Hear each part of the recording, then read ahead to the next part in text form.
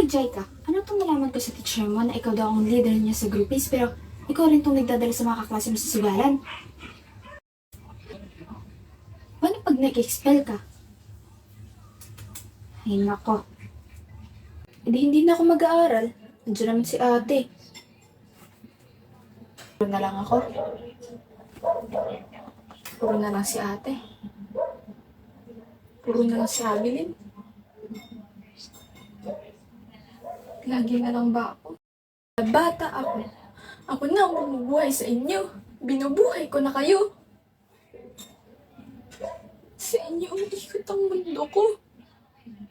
Pero ngayong may problema ako, may isa man lang ba sa inyo? Tinanong ako kung okay lang ako. May isa man lang ba sa inyo? Kinamusta ako? May isa sa inyo walang gumawa doon. May isa sa inyo wala.